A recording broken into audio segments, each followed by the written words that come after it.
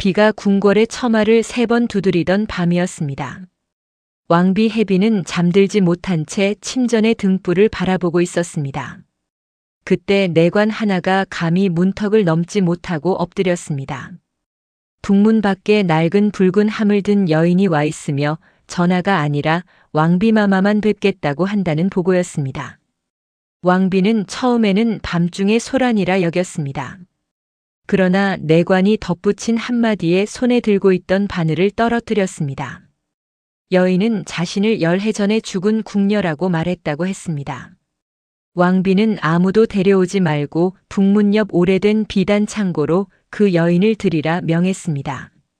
비단 창고는 궁 안에서도 사람들이 거의 찾지 않는 곳이었습니다.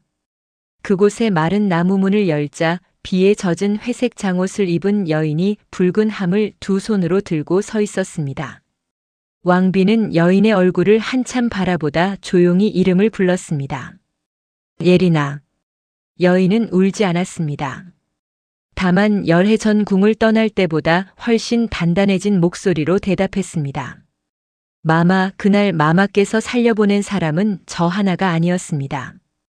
다만 살아남은 이름들은 아직도 함 속에서 나오지 못하고 있습니다. 열해 전 예리는 17살의 어린 궁녀였습니다. 그는 침전에 찬물을 데우고 새벽마다 약방으로 향하는 심부름을 하던 아이였습니다. 예리는 궁의 높은 담보다 사람들의 낮은 목소리를 더 무서워했습니다. 궁 안에서는 화려한 비단보다 누가 어느 날 갑자기 보이지 않게 되었는지가 더 오래 이야기되었습니다. 병이 났다며 나갔다는 궁녀, 고향으로 돌려보냈다는 친모, 실수로 물건을 깨뜨려 벌을 받았다는 나인들이 있었습니다. 그러나 그들이 정말 궁 밖으로 나갔는지 살아있는지 이름이 어느 장부에 남았는지는 아무도 묻지 않았습니다. 예리는 그저 자신에게 맡겨진 일을 잘하면 오래 버틸 수 있다고 믿었습니다. 그 믿음이 흔들린 것은 큰 비가 내리던 여름밤이었습니다. 약방에 약재 상자를 옮기라는 명을 받고 북쪽 창고로 간 예리는 잠긴 문틈에서 붉은 칠을 한 작은 함 여러 개를 보았습니다. 보통 궁녀가 쓰는 나무 상자는 검거나 갈색이었지만 그 함들은 홀레함처럼 붉고 윤이 났습니다.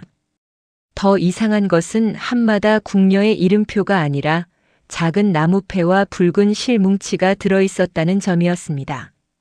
예리는 문을 닫으려다 안에서 들린 목소리에 멈췄습니다. 내시 강재호와 내의원 약재를 맡은 민성호가 서로 낮은 목소리로 장부를 맞추고 있었습니다. 그들은 병든 궁녀의 이름을 퇴궁 명단으로 돌리고 남은 약재와 품삯을 바깥 상단에 넘기는 이야기를 하고 있었습니다. 이름이 지워진 사람에게는 남은 품삯도 돌아갈 집도 억울함을 말할 문서도 없었습니다. 예리는 2 사람이 나간 뒤 창고에 들어갔습니다. 그는 겁에 질려 있었지만 붉은 함 하나가 제대로 닫히지 않은 것을 보았습니다. 함 안에는 32개의 나무패와 얇은 장부 조각이 있었습니다. 나무패에는 작은 점과 선만 새겨져 있었고 장부에는 궁녀들의 이름 옆에 병, 퇴궁, 이송이라는 말이 반복되어 있었습니다. 그런데 예리는 그날 아침까지 함께 물을 길었던 나인 순덕의 이름을 보았습니다. 순덕은 병이 나서 약방에 누워 있다고 했지만 장부에는 이미 퇴궁한 사람으로 적혀 있었습니다. 예리는 장부 조각을 품에 넣고 함의 뚜껑 안쪽에 묶여있던 붉은 실 한 가닥을 잘라 소매 속에 숨겼습니다. 그날 밤 예리는 순덕을 찾으러 갔습니다. 약방 뒤 작은 방에는 아무도 없었고 바닥에는 젖은 집과 붉은 실 조각만 남아 있었습니다. 예리는 그때 처음으로 자기가 본 것이 단순한 장부의 잘못이 아니라는 것을 알았습니다. 그는 침전으로 돌아가려 했지만 강재호의 하인들이 복도 끝을 지키고 있었습니다. 예리는 길을 돌려 왕비의 바느질방 뒤편으로 숨었습니다. 왕비 해비는 당시 궁에 들어온 지 얼마 되지 않았고 아직 자신의 사람을 많이 만들지 못한 때였습니다.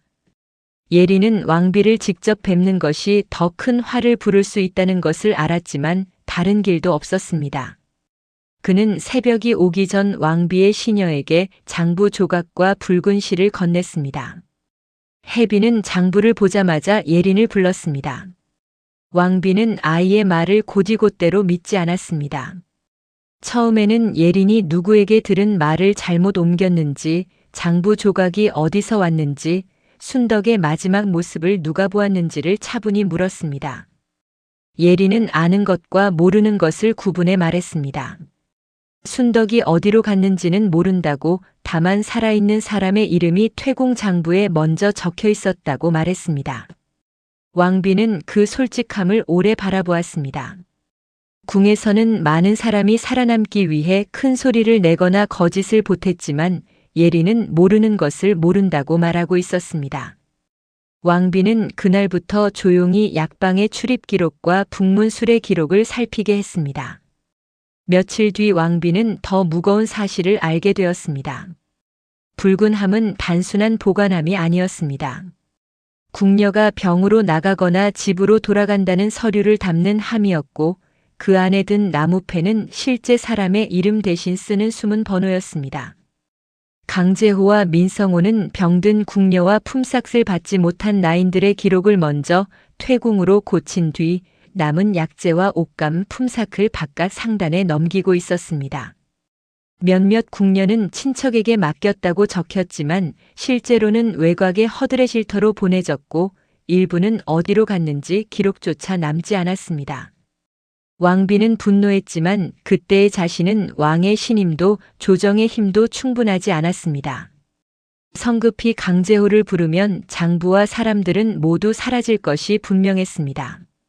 왕비는 예린을 살려보내기로 결심했습니다. 그 결정은 자비만으로 내린 것이 아니었습니다. 예린이 궁 안에 남으면 다음 날이라도 병든 궁녀 명단에 들어갈 수 있었고 살아있는 증인이 사라지면 장부 조각도 아무 뜻이 없어질 수 있었습니다.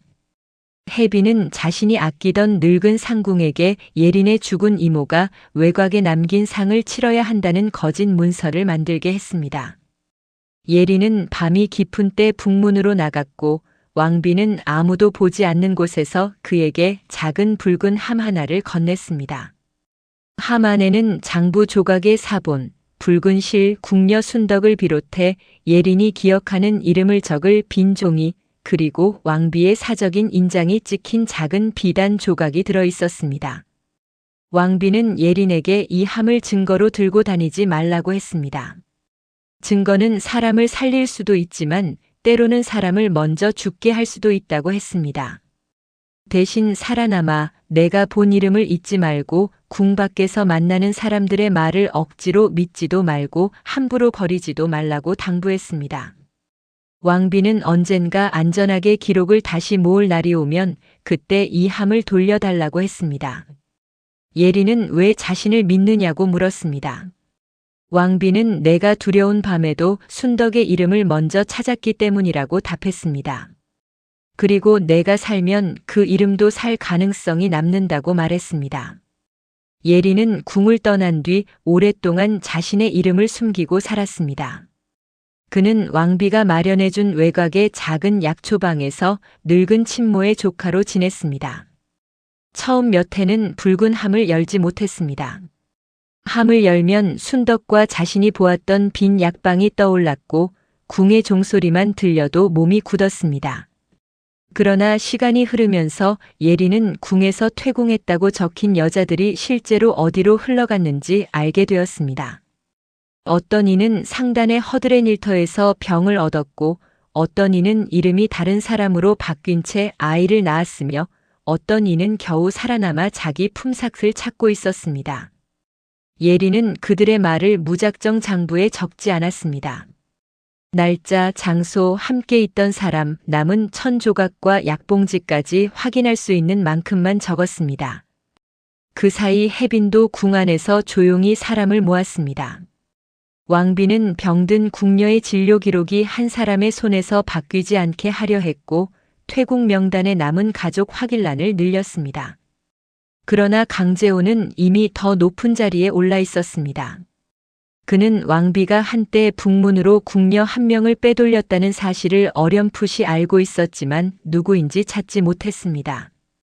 그래서 그는 오히려 왕비의 조용한 조치를 이용했습니다. 왕비가 예린을 살리기 위해 만든 비밀 북문 통로와 붉은 함의 형식을 흉내내어 다른 궁녀들을 합법적으로 퇴궁한 사람처럼 꾸미기 시작했습니다. 왕비의 작은 구명책이 훗날 누군가에게 더 큰 은폐의 틈이 될 수 있다는 사실을 해비는 그때 알지 못했습니다. 열해가 흐른 뒤 예린은 붉은 함을 들고 다시 궁 앞에 섰습니다. 함은 처음보다 무거웠습니다. 그 안에는 46개의 나무패, 13장의 확인된 증언, 바깥 약초방의 진료 기록, 외곽 일터의 품삯장부 사본, 그리고 최근 석 달 사이 다시 사라진 궁녀 5명의 이름이 들어 있었습니다. 예린은 왕비 앞에서 함을 열지 않았습니다. 먼저 왕비의 눈을 똑바로 보고 말했습니다. 마마께서는 저를 살려보내셨습니다. 그러나 마마가 살려보낸 길이 누군가에게는 사람을 지우는 길이 되었습니다. 저는 마마를 탓하러 온 것이 아닙니다. 그 길을 다시 닫고 남은 이름들을 밖으로 꺼내기 위해 왔습니다. 왕비는 붉은 함을 받지 않았습니다. 대신 예린의 손을 먼저 잡았습니다. 그리고 열해 전 자신이 예린에게 했던 말을 떠올렸습니다. 살아남아 이름을 세어달라. 그날 밤 해비는 처음으로 깨달았습니다. 한 사람을 살리는 일과 사람을 지우는 제도를 멈추는 일은 결코 같은 일이 아니었습니다. 붉은 함은 과거의 은혜를 갚으러 온 것이 아니라 왕비가 미뤄둔 책임을 돌려주러 온 것이었습니다. 해비는 예린을 보내고 난 뒤 며칠 동안 북문 장부를 직접 보았습니다.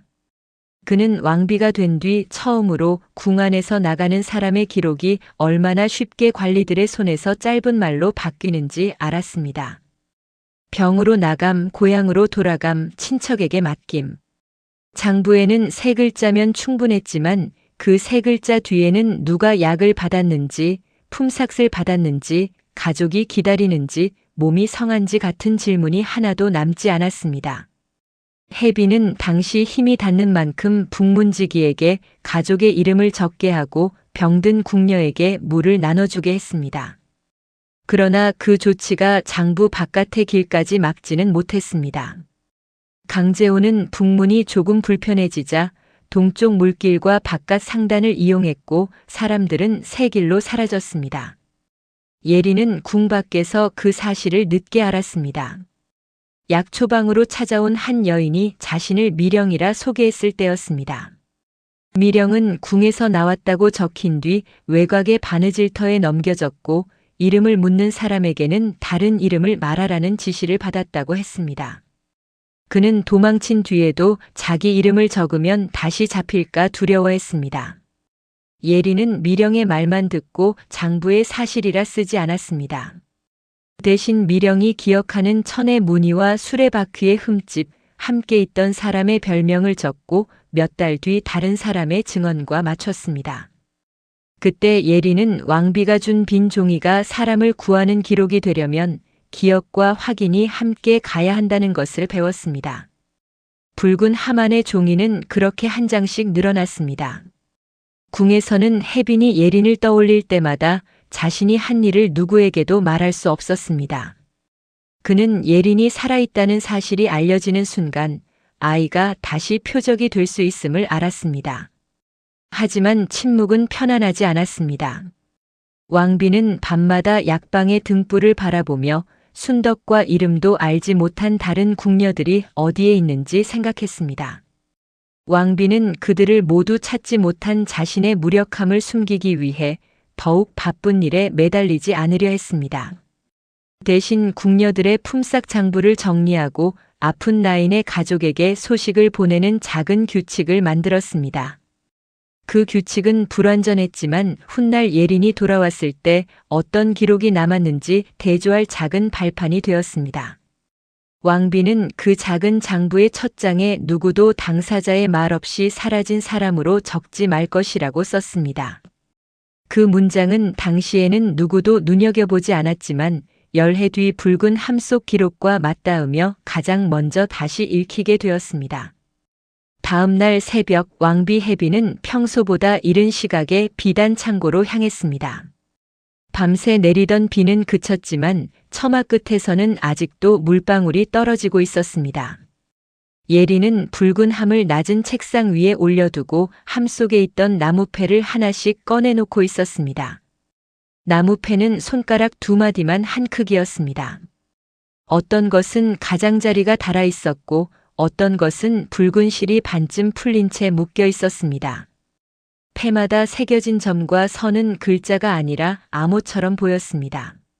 왕비는 그중 하나를 집어들다가 손을 멈췄습니다. 나무패 옆면에는 아주 작은 흠집이 하나 있었습니다. 그것은 열해 전 왕비가 예린을 북문으로 내보낼 때 직접 남긴 표식과 닮아 있었습니다. 당시 해비는 국문을 지키는 늙은 문지기에게 붉은 함을 든 아이가 지나가면 묻지 말라는 뜻으로 패 모서리에 작은 홈을 파게 했습니다. 누구도 알아보지 못할 만큼 작은 표식이었지만 왕비는 그것을 잊지 못했습니다. 그러나 지금 예린의 함 안에는 그 표식과 비슷한 홈이 난 패가 여러 들어 있었습니다. 누군가 왕비의 비밀을 알았거나 적어도 그 비밀의 흔적을 흉내내어 다른 사람들을 옮긴 것이었습니다. 왕비는 패를 내려놓고 한동안 아무 말도 하지 못했습니다. 예린은 왕비의 얼굴을 살폈지만 위로하지 않았습니다. 위로보다 먼저 확인해야 할 일이 남아 있었기 때문입니다. 예린은 붉은 함의 밑바닥에서 얇은 종이 한 장을 꺼냈습니다. 종이에는 궁녀 서은의 진료 기록 일부가 베껴져 있었습니다. 서은은 12해 전 열병을 앓은 뒤 외가로 돌아갔다고 적혀 있었습니다. 그러나 예린이 궁 밖에서 확인한 바에 따르면 서은의 고향에는 그런 이름의 여자가 돌아온 적이 없었습니다. 예린은 서은의 언니가 남긴 말을 들려주었습니다. 언니는 동생이 병이 났다는 소식을 듣고 국문 앞까지 왔지만 이미 퇴궁했다고만 들었다고 했습니다. 동생의 짐도 마지막으로 입었던 옷도 품삯도 돌려받지 못했습니다. 왕비는 그 이야기를 듣고 북문 장부와 약방 기록을 함께 확인해야 한다고 말했습니다. 한 사람의 이름이 사라진 이유를 알려면 그 사람이 어디로 갔다는 기록뿐 아니라 언제 약을 받았는지, 누구의 수레를 탔는지, 마지막으로 본 사람이 누구인지까지 살펴야 했습니다. 해비는 그날 윤석염과 한서윤을 비밀리에 불렀습니다. 윤석염은 왕비의 주서로 장부와 통행표의 빈칸을 남들보다 먼저 알아차리는 젊은 기록관이었습니다. 그는 글씨를 아름답게 쓰는 사람보다 한 줄의 날짜가 다른 줄과 맞지 않을 때 오래 멈추는 사람이었습니다. 한서윤은 궁 안의 약재와 진료 기록을 맡아보던 의녀였습니다. 그는 병든 사람의 맥을 살피는 것만큼 약봉지에 적힌 양과 날짜가 맞는지도 중요하게 여겼습니다. 왕비는 두 사람에게 예린의 이름을 숨기라고 명했습니다.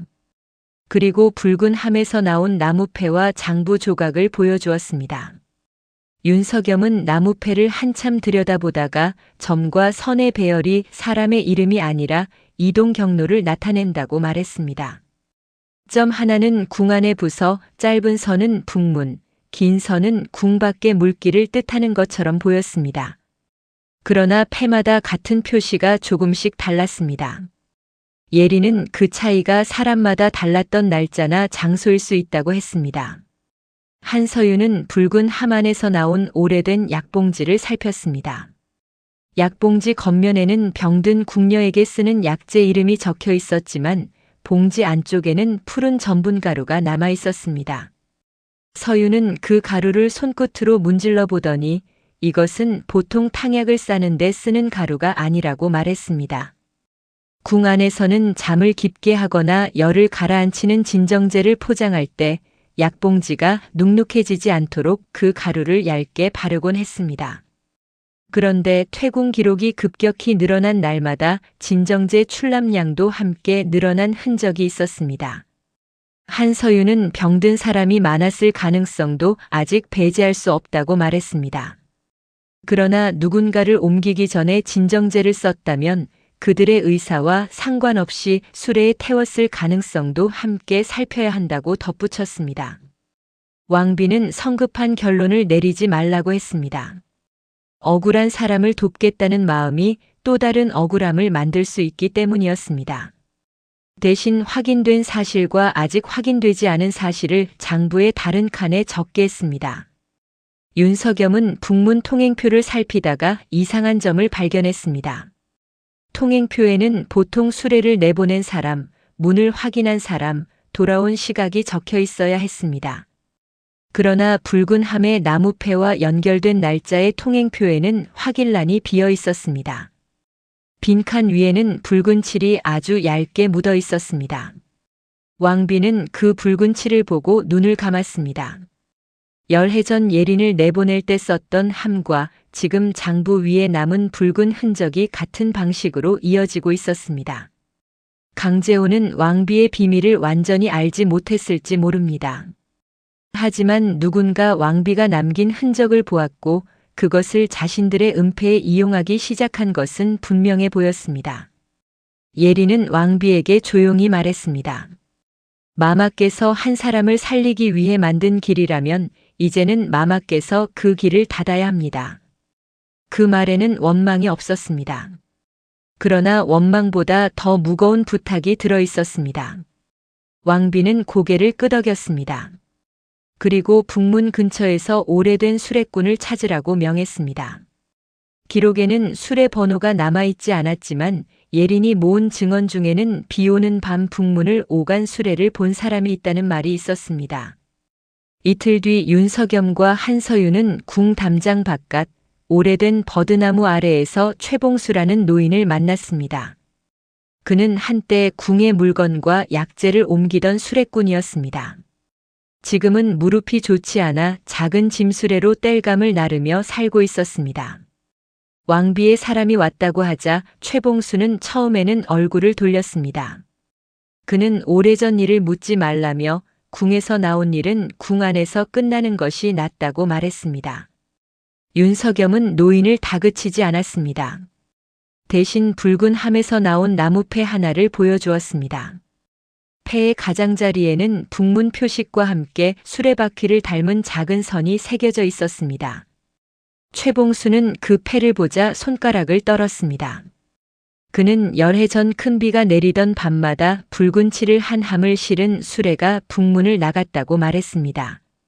수레는 약재를 싣는다고 했지만 이상하게도 바퀴가 너무 무거워 보였고 수레 안에서는 천이 스치는 소리가 났다고 했습니다. 최봉수는 수레 안에 사람이 있었는지는 보지 못했다고 거듭 말했습니다. 그는 그저 수레바퀴가 지늘게 빠졌던 어느 밤 덮개 틈으로 손등 하나가 나온 것을 보았다고 했습니다. 그 손목에는 붉은 실 자국이 있었습니다. 최봉수는 그 손이 어린 궁녀의 손처럼 보였다고 말하면서도 자신은 아무것도 묻지 않았다고 했습니다. 그때는 궁에서 내려온 물건을 묻는 것만으로도 일자리를 잃을 수 있었기 때문이었습니다. 그는 늦은 나이에 그 손을 잊지 못했다고 말했습니다. 수레는 북문을 나와 동쪽 물길 쪽으로 향했습니다. 그곳에는 궁에 납품하던 염색터와 오래 비어있던 창고들이 있었습니다.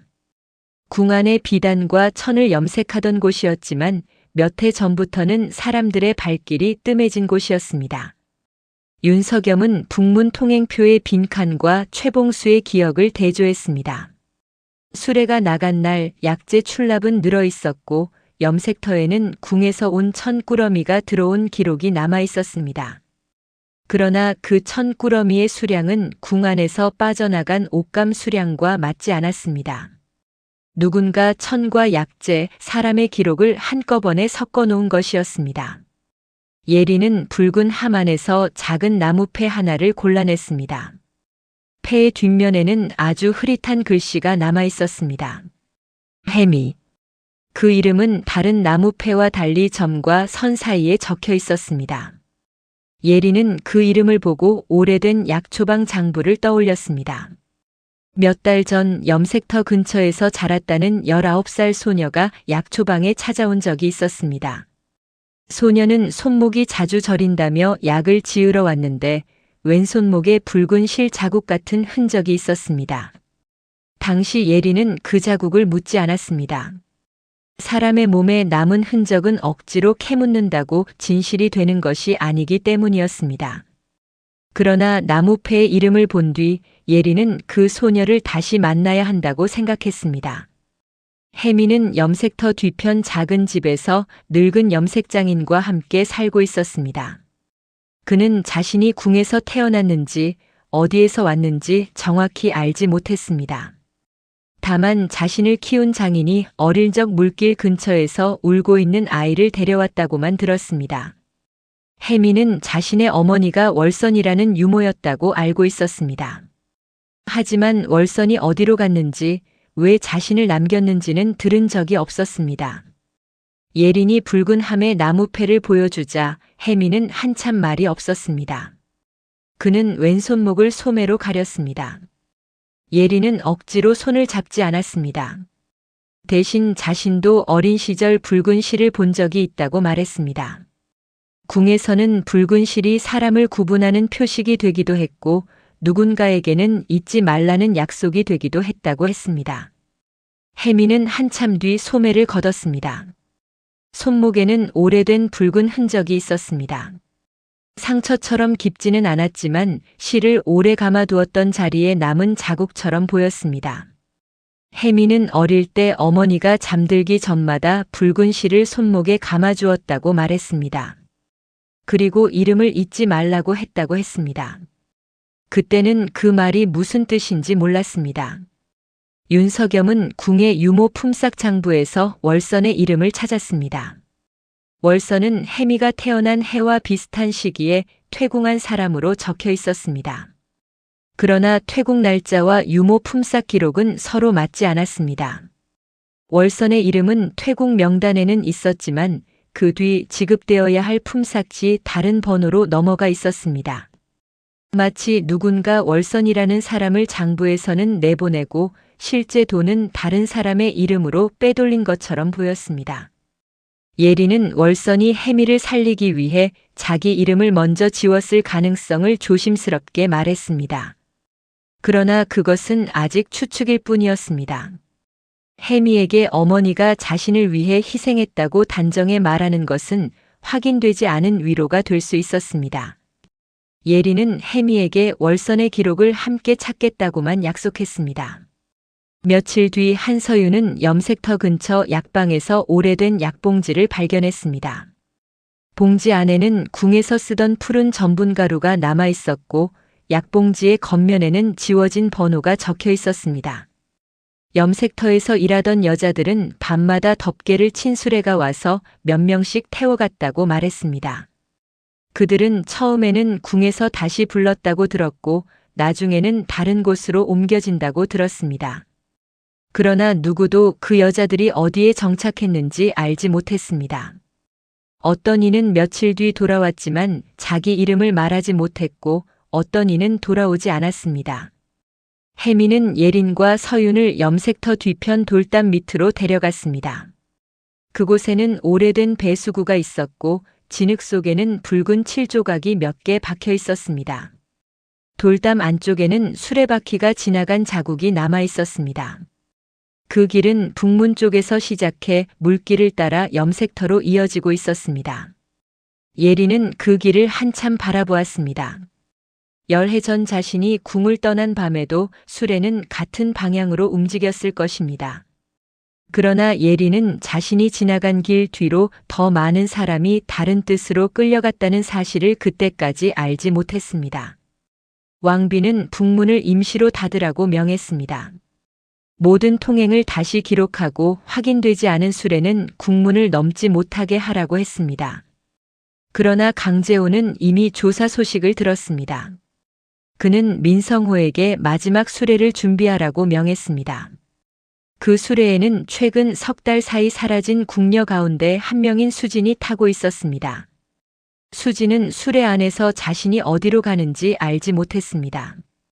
다만 북문이 닫히기 전에 물길을 따라가라는 말을 들었고 자신과 함께 있던 여인이 눈을 감은 채 움직이지 않는 것을 보았습니다. 수지는 머리핀 속에 아주 작은 종이 조각을 숨겼습니다. 종이에는 떨리는 글씨로 북문이 닫히기 전 물길을 따라가라. 나는 수진이다라고 적었습니다. 수레가 물길 옆 지늘길을 지나던 중 바퀴 하나가 돌에 걸려 크게 기울었습니다. 그 순간 수진의 머리핀이 덮개 틈으로 빠져나와 진흙 속에 떨어졌습니다. 수진은 그것이 누군가에게 닿을지 알 수 없었습니다. 그러나 아무것도 남기지 않는 것보다 아주 작은 흔적이라도 남기는 편을 택했습니다. 다음 날 새벽 혜미는 물길 근처에서 붉은 실이 감긴 머리핀을 발견했습니다. 그는 글을 읽지 못했지만 머리핀 속에 숨겨진 종이 조각과 북문 표식을 알아보았습니다. 혜미는 그 물건을 품에 넣고 약초방으로 달려갔습니다. 그리고 예린에게 말했습니다. 누군가 아직 길 위에 있는 것 같다고. 예린은 젖은 머리핀을 받아들고 그 안에 접힌 종이를 조심스럽게 펴기 시작했습니다. 동쪽 물길에서 뒤집힌 수레는 처음에는 약재 수레로 보였습니다. 젖은 보자기와 쑥 말린 생강자루가 길에 흩어져 있었기 때문입니다. 그러나 보자기 아래에서는 궁녀들이 쓰는 낡은 비녀와 붉은 나무패 12개, 그리고 물에 젖은 퇴궁 통행표가 나왔습니다. 통행표에는 모두 같은 붉은 7인장이 찍혀 있었고 북문이 아니라 동쪽 물길을 이용했다는 표시가 있었습니다. 강제호의 사람들은 북문이 의심받기 시작하자 다른 길을 만든 것이었습니다. 수레꾼은 도망쳤지만 말의 마구에는 외곽 폐염 섹터의 낡은 표식이 남아 있었습니다. 왕비는 즉시 동쪽 물길과 염색터를 봉쇄하라고 명하지 않았습니다. 갑자기 봉쇄하면 그 안에 있을 사람들을 먼저 해칠 수 있었기 때문입니다. 대신 서겸과 한서윤에게 약재를 조사하는 관리로 위장해 안으로 들어가라 했습니다. 폐염 섹터는 궁에서 반나절 떨어진 곳에 있었습니다. 오래전에는 비단을 물들이던 곳이었지만 지금은 벽이 무너지고 냄새만 남은 허들의 쉴터처럼 보였습니다. 서겸은 약재가 젖어 상한 것을 확인하러 온 서리로 서윤은 병든 일꾼을 진료하러 온 의원으로 들어갔습니다. 예리는 밖에서 기다렸습니다. 그는 그곳이 열해 전 자신이 궁을 떠난 뒤 처음으로 들었던 곳이라는 것을 알고 있었습니다. 당시 예리는 왕비의 상궁 덕분에 바로 약초방으로 옮겨졌지만 수레가 잠시 멈춘 곳이 바로 이곳이었습니다. 그때 들었던 낮은 기침 소리와 천이 끌리는 소리가 아직도 귀에 남아 있었습니다. 염색터 안에는 이름 대신 번호로 불리는 여자들이 있었습니다. 어떤 이는 궁에서 나왔다고 했고 어떤 이는 빚을 갚으러 왔다고 했습니다. 그러나 모두가 자기 이야기를 크게 하지 못했습니다. 서윤은 병든 여인들의 손목에 붉은 실을 3번 감은 자국이 있는 것을 보았습니다. 그것은 약을 먹은 횟수를 표시하는 방식처럼 보였지만 실제로는 며칠 뒤 다른 곳으로 옮길 사람을 고르는 표식이었습니다. 서윤은 진료를 하며 누구도 당장 도망치라고 말하지 않았습니다. 섣부른 말은 그들을 더 위험하게 만들 수 있었습니다. 대신 몸 상태와 이름, 기억나는 고향을 조용히 묻고 대답을 적을 때마다 그 여인에게 다시 읽어주었습니다. 예린이 오랫동안 지켜온 방식이었습니다. 서겸은 창고 뒤편에서 장부 하나를 발견했습니다. 장부에는 약재와 염료의 수량이 적혀 있었지만 줄 사이마다 숫자와 작은 점이 반복되어 있었습니다. 그는 곧 그것이 사람의 수를 표시한 것임을 알아냈습니다. 약재 한 꾸러미는 여자 1명, 푸른 염료 한 자루는 아이 1명, 붉은 실 3번은 다시 옮길 대상이라는 뜻이었습니다. 장부 끝에는 강제호의 하인이 쓰는 서명 대신 작은 갈고리 모양이 남아 있었습니다. 그러나 서겸은 장부를 바로 들고 나오지 않았습니다. 원본 하나만 가져가면 상대가 나머지를 태우고 장부의 뜻을 부정할 수 있었습니다. 그는 숫자와 표시를 빠르게 베껴두고 염색터의 일꾼이 실제로 몇 명인지 눈으로 세었습니다. 그날 저녁 염색터에서는 한 여인이 쓰러졌습니다. 그는 최근 사라졌다고 적힌 궁녀 수진이었습니다. 수지는 예린의 쪽지를 남긴 바로 그 사람이었습니다. 서윤이 약을 먹이자 수지는 흐릿한 정신으로 예린의 이름을 불렀습니다. 예린이 안으로 들어가자 수지는 왕비가 보낸 사람이 맞느냐고 물었습니다. 그리고 손에 쥐고 있던 작은 비녀를 건넸습니다. 비녀의 속은 비어 있었고 안에는 얇게 말린 종이 한 장이 들어 있었습니다. 종이에는 붉은 함의 나무패 번호와 궁 안에서 그 번호를 고친 사람의 이름이 적혀 있었습니다. 정상궁. 왕비가 오랫동안 믿어온 궁의 큰 상궁 정씨의 이름이었습니다. 예린은 그 이름을 보자 한동안 숨을 쉬지 못했습니다. 정상궁은 열해 전 예린이 궁을 떠날 때 북문까지 함께 걸어준 사람이었습니다. 왕비의 명을 받은 사람이며 예린에게 따뜻한 죽을 건네던 사람이었습니다. 왕비도 그 이름을 듣고 쉽게 믿지 못했습니다. 정상궁은 수십 년 동안 궁녀들의 생활을 돌본 사람으로 알려져 있었고 병든 나인에게 약을 챙겨주는 모습도 자주 보였습니다. 그러나 한서윤은 비녀 속 종이의 필체와 정상궁이 남긴 물품 인수 기록을 대조해보자 같은 사람의 분놀림일 가능성이 높다고 말했습니다. 왕비는 마음이 흔들렸지만 사람을 아끼는 마음과 사실을 확인하는 일은 따로 해야 한다고 스스로에게 되뇌었습니다.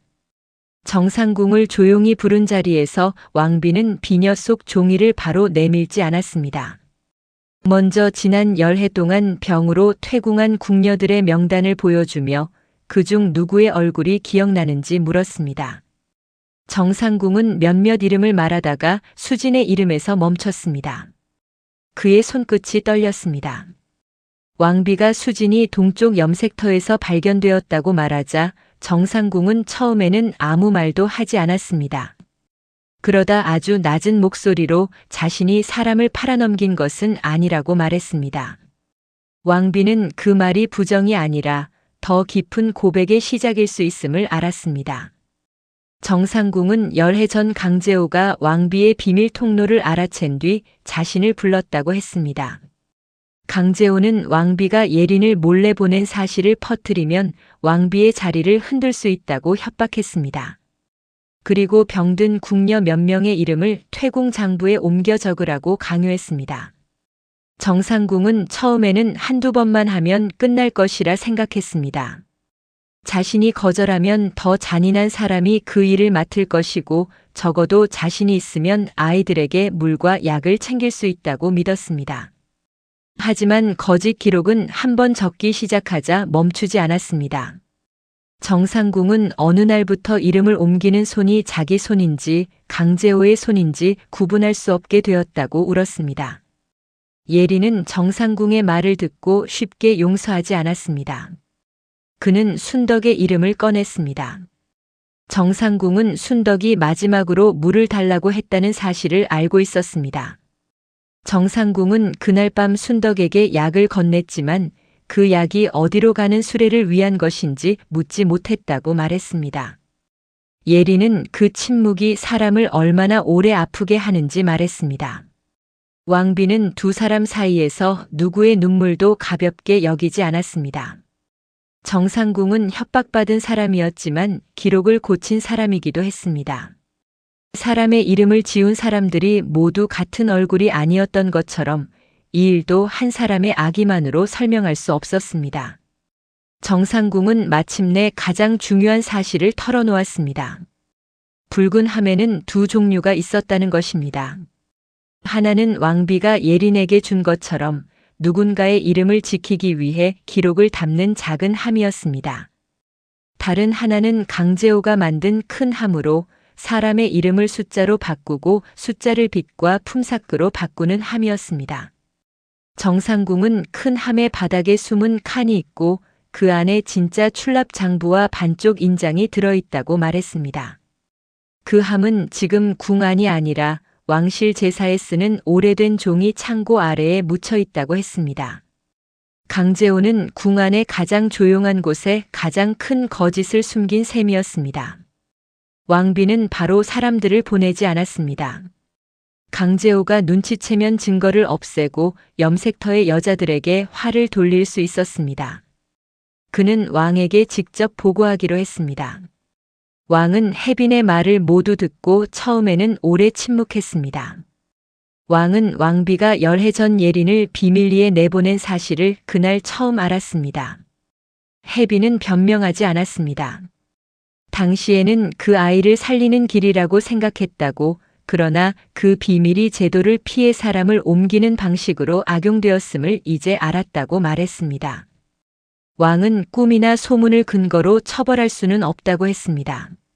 하지만 지금 눈앞에는 통행표, 진료 기록, 수레 장부, 증언과 숨은 비녀가 있다고 했습니다. 왕은 왕비에게 공개 감찰의 권한을 주되 누구도 고문이나 협박으로 말을 만들지 못하게 하라고 명했습니다. 종이 창고 아래를 파내던 날 비가 다시 내렸습니다. 땅속에서 나온 큰 붉은 함은 오래된 피처럼 어두웠습니다. 뚜껑을 열자 여러 겹이 천 사이에 장부와 반쪽 인장, 그리고 궁녀들의 이름을 적은 얇은 목패들이 나왔습니다. 목패에는 이름을 끝까지 쓰지 않고 첫 글자와 나이, 고향의 일부만 적혀 있었습니다. 그러나 예린이 열해 동안 모은 기록, 서윤이 염색터에서 들은 말, 석염이 베낀 수레 번호와 맞추자 하나씩 사람의 이름으로 돌아오기 시작했습니다. 순덕, 월선, 수진, 미령.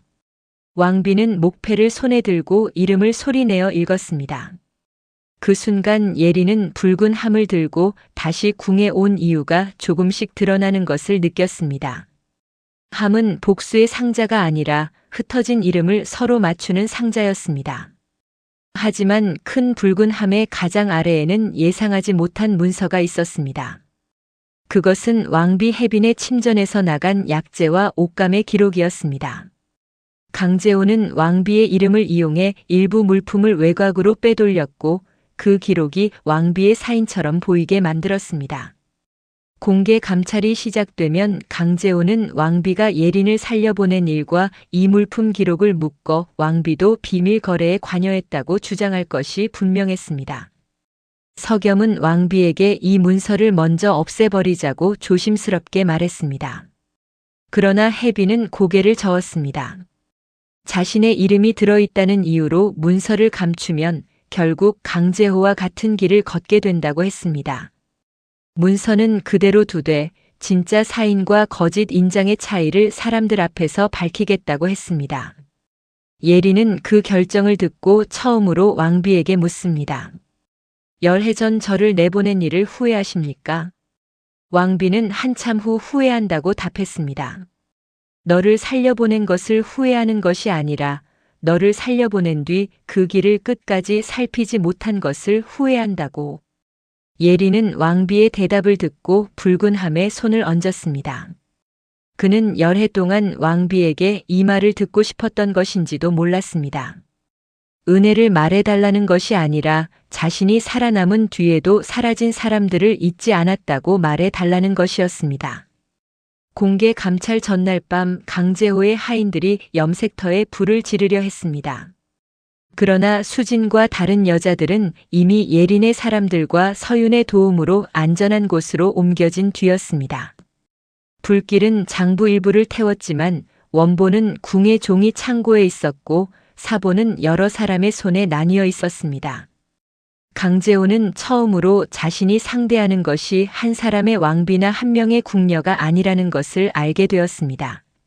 서로의 이름을 확인하고 종이를 베껴 지키고 모르는 것은 모른다고 적는 사람들이 이미 너무 많아졌습니다. 그날 밤 예린은 큰 붉은 함에서 가장 작은 목패 하나를 꺼냈습니다. 거기에는 혜미의 표식이 있었습니다. 혜미는 월선의 딸이었고 월선은 아이를 살리기 위해 자신의 이름을 퇴궁장부에서 지우게 했던 것입니다. 살아남기 위한 선택이었지만 그 뒤 누군가가 그 선택을 이용해 월선을 완전히 사라진 사람으로 만들었습니다. 예린은 혜미에게 모든 것을 한꺼번에 말하지 않았습니다. 다만 내 어머니는 너를 버린 사람이 아니라 너를 살리려 했던 사람이라고 말했습니다. 그리고 그 사실을 끝까지 기록으로 확인하겠다고 약속했습니다. 수진이 회복되는 동안 예린은 그에게 무리하게 과거를 묻지 않았습니다. 수지는 밤에 잠에서 깨면 북문 종소리를 듣는 듯 몸을 떨었고 자신이 어디로 몇 번 옮겨졌는지도 분명히 기억하지 못했습니다. 서유는 기억의 빈자리를 억지로 채우지 말자고 했습니다. 다만 수진이 손목에 남은 붉은 자국, 염색터의 냄새, 함께 있던 여자들의 별명처럼 확실히 아는 것부터 기록했습니다. 며칠 뒤 다른 여인의 말과 술의 장부가 그 기억과 맞아떨어졌습니다. 예리는 그제야 수진에게 말했다. 내가 모든 것을 기억하지 못해도 내가 겪은 일이 사라지는 것은 아니라고. 기록은 내 기억을 시험하는 종이가 아니라 내가 다시 안전해지도록 돕는 길이어야 한다고. 왕비는 큰 붉은 함에서 나온 목패들을 이름방의 새 장부에 옮기기 전에 각 목패 앞에 확인됨, 일부 확인됨, 확인되지 않음이라는 표시를 붙이게 했습니다.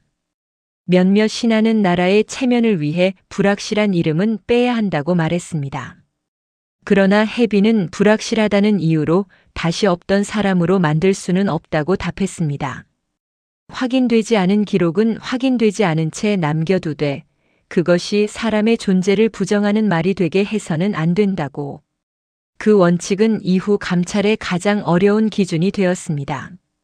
사람들의 고통을 가볍게 믿어버리지도 증거가 부족하다는 이유로 쉽게 밀어내지도 않는 길이었기 때문입니다. 공개 감찰이 열린 날 궁의 긴 회랑에는 평소보다 낮은 의자가 많이 놓였습니다. 왕비 해비는 높은 자리만 마련하지 말라고 했습니다.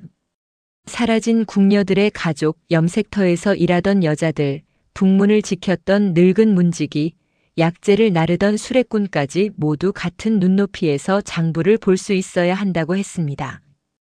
회랑 한가운데에는 큰 붉은 함과 작은 붉은 함이 나란히 놓였습니다. 하나는 사람의 이름을 지우는 데 쓰였고 다른 하나는 이름을 잊지 않기 위해 쓰였습니다. 왕비는 감찰을 시작하며 먼저 강제호를 부르지 않았습니다. 누군가를 먼저 죄인으로 세우는 대신 기록이 어떻게 바뀌었는지부터 모두가 보게 해야 한다고 말했습니다. 윤석염은 낮은 책상 위에 진짜 퇴궁 장부와 가짜 통행표를 나란히 펼쳤습니다. 진짜 장부에는 떠나는 사람의 이름, 이유, 날짜, 확인한 사람, 마지막으로 받은 품삯과 가족에게 전할 말이 남아 있었습니다. 그러나 가짜 통행표에는 이름 대신 번호가 적혀 있었고 확인란은 비어 있었습니다. 그 빈칸 위에는 붉은 칠이 얇게 묻어 있었습니다. 석염은 붉은 칠이 단순한 장식이 아니라 북문을 지나는 수레를 묻지 말라는 표시로 쓰였다고 설명했습니다. 그리고 그 표시가 열해 전 왕비가 예린을 내보낼 때 사용했던 작은 흠집을 모방한 것임을 밝혔습니다. 회랑에 모인 사람들 사이에서 낮은 숨소리가 이어졌습니다. 왕비의 비밀이 처음으로 많은 사람 앞에 드러나는 순간이었습니다. 한서유는 약재 출납 장부를 펼쳤습니다. 그는 병든 궁녀가 많았다고 기록된 날마다 진정제의 양이 비정상적으로 늘어났다고 말했습니다. 그러나 진정제를 쓴 사람이 누구인지, 왜 썼는지, 치료 뒤 어디로 옮겨졌는지는 장부에 남아있지 않았습니다. 대신 그날 밤 북문과 동쪽 물길을 지난 수레의 수가 늘어 있었습니다. 서유는 누군가를 치료하기 위해 쓴 약인지 움직이지 못하게 하기 위해 쓴 약인지는 기록만으로 단정할 수 없다고 말했습니다. 다만 약봉지에 푸른 전분가루, 수레 기록, 염색터에서 발견된 번호표, 여자들의 증언이 같은 방향을 가리키고 있다고 설명했습니다. 왕비는 그 말을 듣고 고개를 끄덕였습니다. 오늘 이 자리에서 중요한 것은 억지로 하나의 이야기를 만드는 일이 아니라 서로 다른 기록이 어디에서 만나는지를 보는 일이라고 했습니다. 예리는 작은 붉은 함을 두 손으로 들고 앞으로 나왔습니다. 그는 열해 전 왕비의 도움으로 궁을 떠난 일을 숨기지 않았습니다. 당시 자신은 겨우 17살이었고 순덕의 이름이 장부에서 지워진 것을 본 뒤 두려움에 떨었다고 말했습니다. 왕비가 자신을 북문으로 내보낸 것은 사실이며 그 일은 자신을 살렸다고 말했습니다. 그러나 예리는 곧이어 더 낮은 목소리로 말했습니다. 자신이 살아난 뒤에도 많은 사람이 같은 길을 지나 사라졌고 그 길은 누군가에게는 구원의 길이었지만 다른 누군가에게는 기록 밖으로 밀려나는 길이 되었다고 했습니다. 예리는 열해 동안 약초방에서 만난 사람들의 말을 적었다고 말했습니다. 하지만 자신의 장부에는 확실한 것과 아직 알 수 없는 것을 나누어 적었다고 했습니다. 누군가가 병으로 떠났다는 말을 들었다면 그 말만 적었고 수레를 보았다는 사람이 있으면 날짜와 장소를 함께 적었으면 가족이 돌아온 일을 보지 못했다고 말하면 그 사실을 따로 남겼다고 했습니다. 예리는 붉은 하만의 나무패를 하나 들어 보였습니다. 이 패는 보물도 아니고 누군가를 벌하기 위한 칼도 아니라고 했습니다. 다만 누군가가 살았고 누군가가 사라졌고 누군가가 그 이름을 다시 불러야 한다는 흔적이라고 말했습니다. 그때 강제호가 앞으로 나섰습니다. 그는 왕비가 열해 전 비밀 통로를 만들었다는 사실을 이미 알고 있었다고 말했습니다. 그리고 지금 이 모든 일이 왕비의 명예를 지키기 위해 만들어진 이야기일 수도 있다고 주장했습니다. 그는 큰 붉은 함에서 나온 왕비 침전 물품 기록을 꺼내 들었습니다. 왕비의 사인처럼 보이는 표시가 찍힌 약재와 옷감의 출납 기록이었습니다. 회랑은 다시 조용해졌습니다.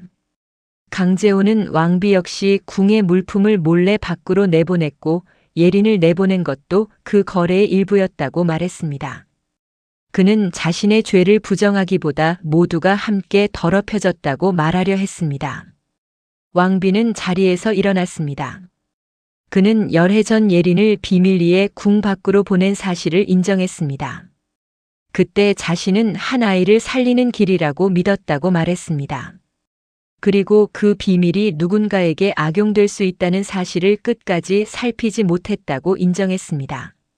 왕비는 자신의 선택에서 자유롭지 않다고 말했습니다.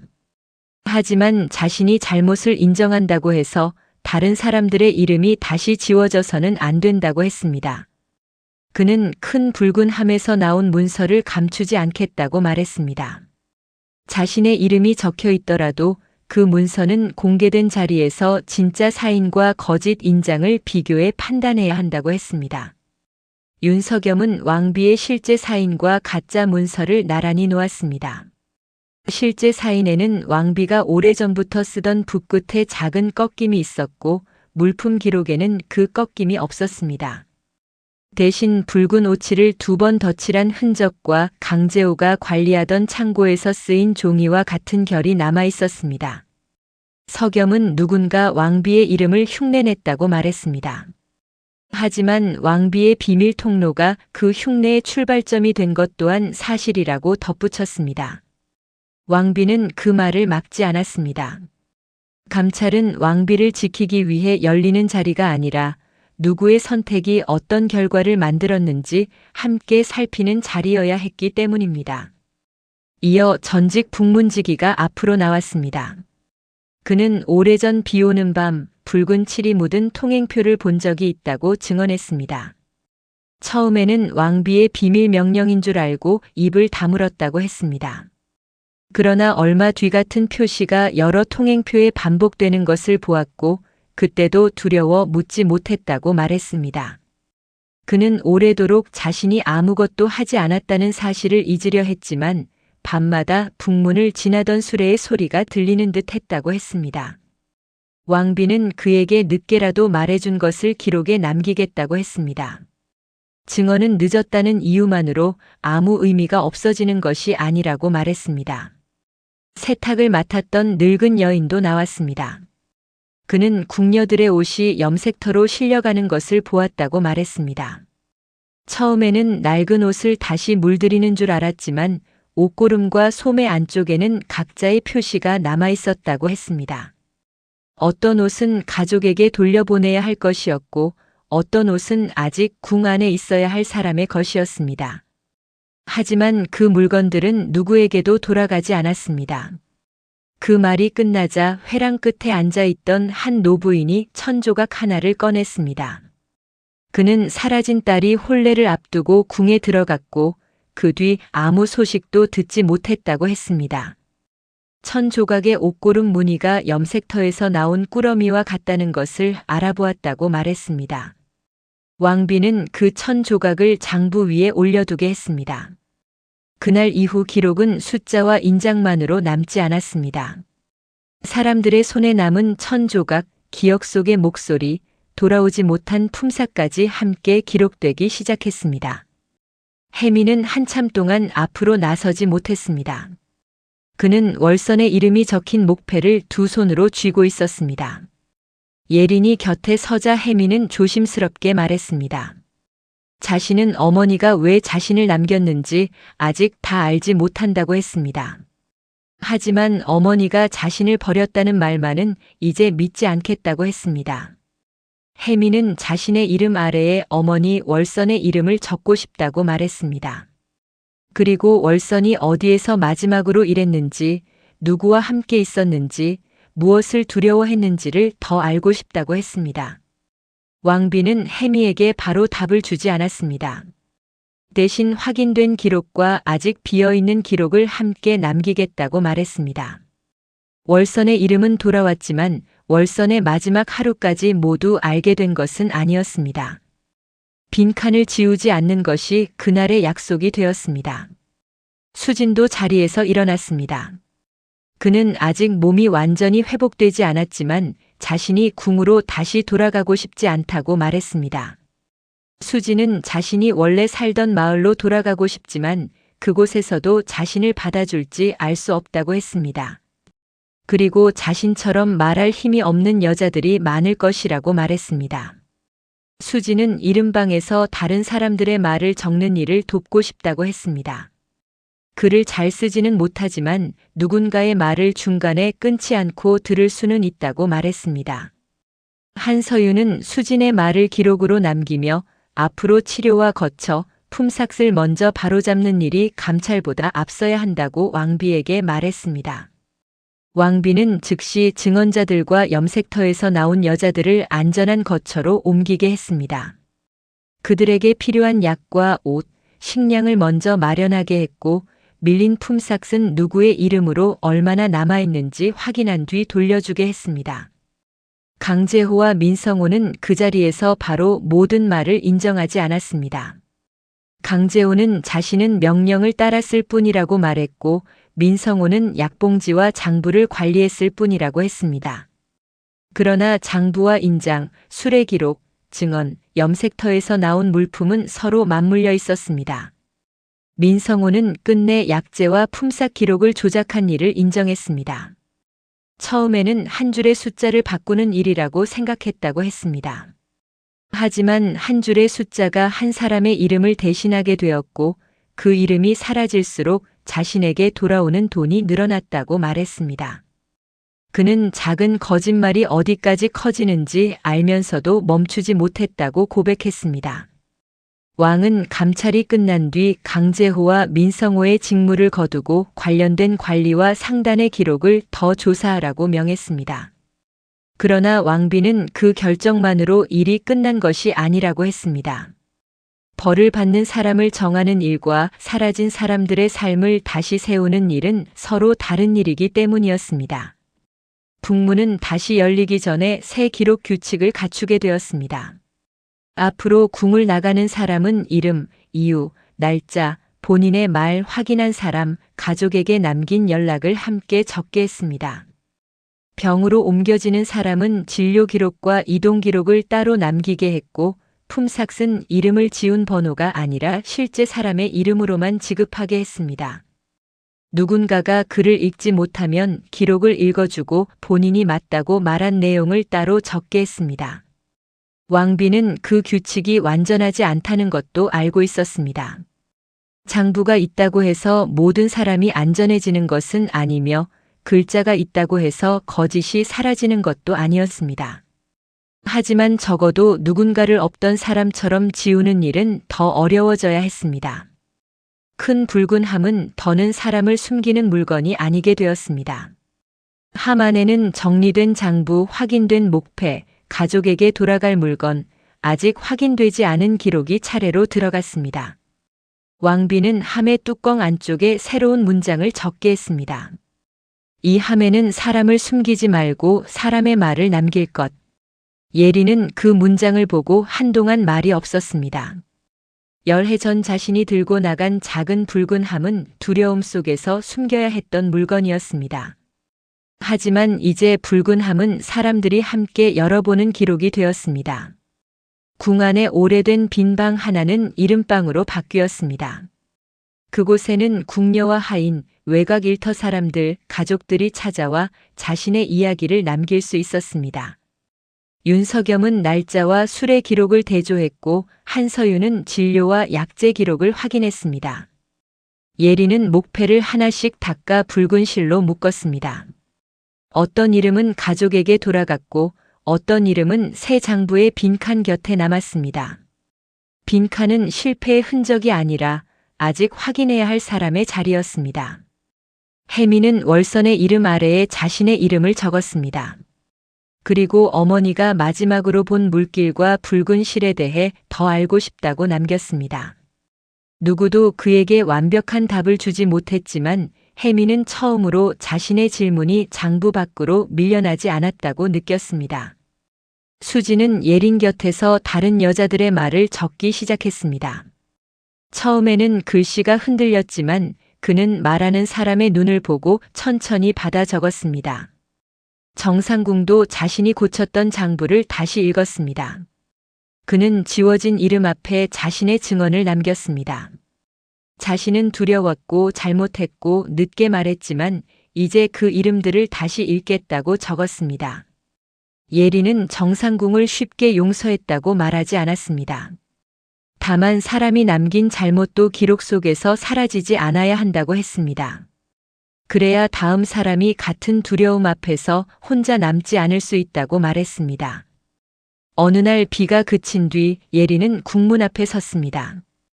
열해 전 자신이 떠났던 북문은 새 목재로 보수되어 있었고 문 옆에는 통행 기록을 적는 작은 책상이 놓여 있었습니다. 바람이 불자 문기둥에 묶인 붉은 실 하나가 천천히 흔들렸습니다.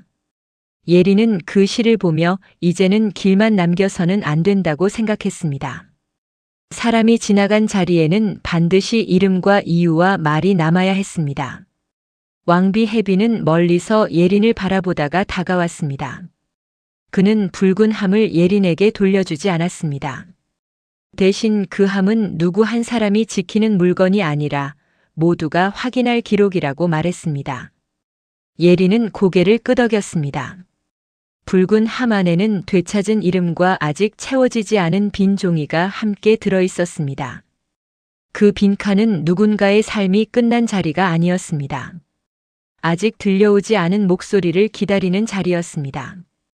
그리고 그날 이후 이름방의 첫 장에는 이렇게 적혔습니다. 사람의 이름은 누군가의 허락으로 사라지지 않는다. 기록이 모자라면 더 찾고 말이 늦으면 더 듣고 알 수 없는 것은 알 수 없는 채로 남긴다.